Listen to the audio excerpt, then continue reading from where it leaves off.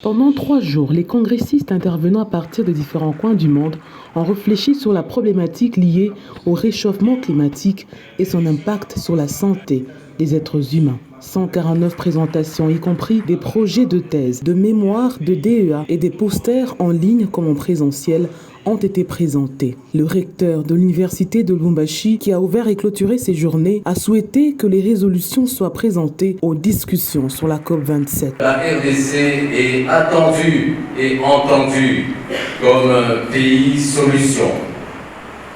Nous constatons à partir des résolutions auxquelles vous êtes parvenus que chacun d'entre nous, dans ce cas-là, et chaque communauté universitaire, chaque faculté, en l'occurrence la faculté de médecine et la haute école de santé publique, sont aussi des solutions.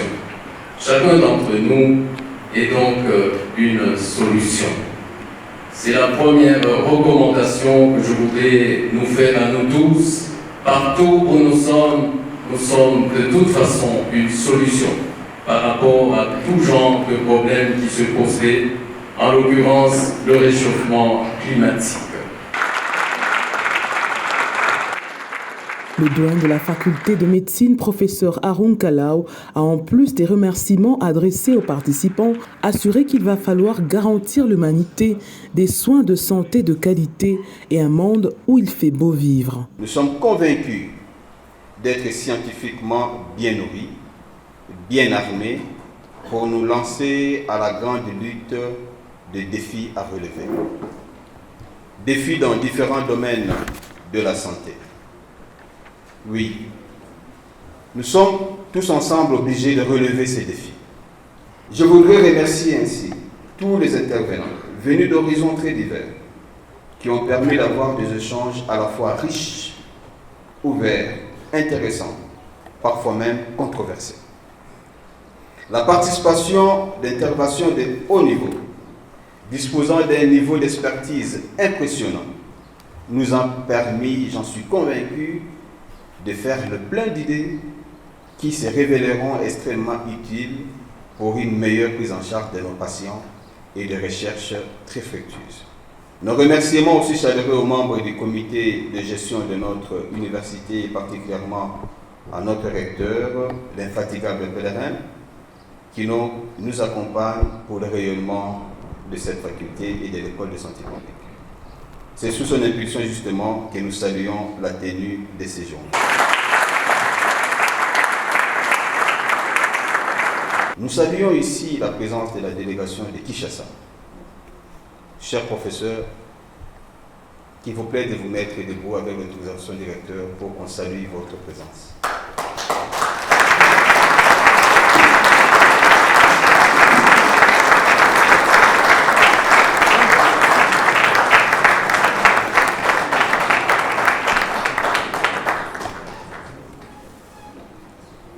Les délégations de Bukavu, de Goma, de la Zambie, d'Afrique du Sud, de Madagascar, de la Belgique et de la France.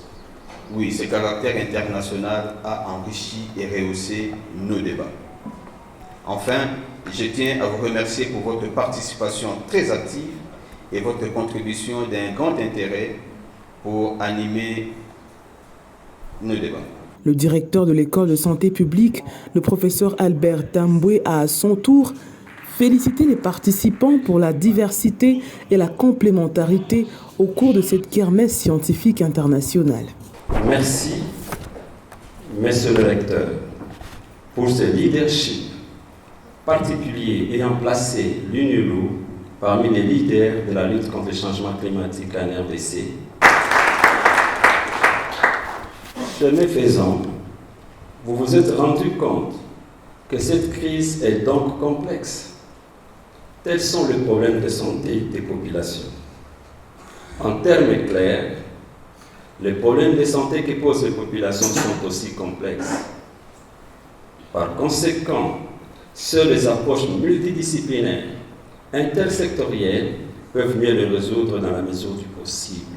La prise en charge des populations, je veux dire les malades, commence par la promotion de la santé, les préventions primaires, secondaires et tertiaires, C'est donc un continuum de soins intégrés.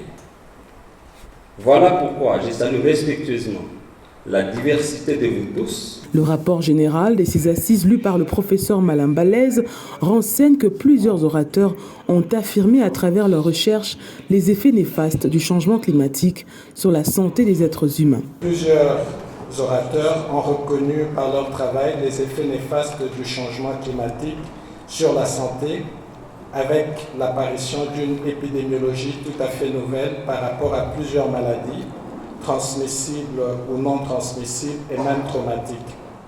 Certains orateurs, sans avoir fait de lien direct avec le changement climatique, ont néanmoins noté que des phénomènes étranges se produisaient dans leur vécu médical quotidien. Il est donc indéniable que l'on l'ait remarqué ou pas, que les changements climatiques impactent négativement notre santé, comme le témoigne cette épidémiologie nouvelle de toutes sortes de maladies. Par conséquent, tous les scientifiques ayant participé aux journées scientifiques et doctorales 2022 devraient se mettre au travail pour mieux comprendre le rapport climat-santé et mener des études orientées dans le sens d'une meilleure connaissance et de ces nouveaux phénomènes et surtout d'une meilleure prise en charge.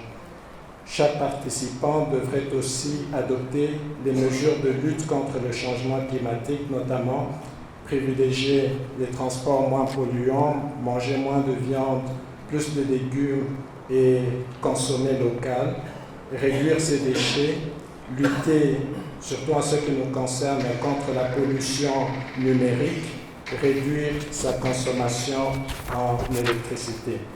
La remise des certificats et de prix aux meilleurs de ces assises a ponctué ces journées scientifiques et doctorales marquées par l'inauguration des bureaux des départements par le recteur de l'université de Lubumbashi.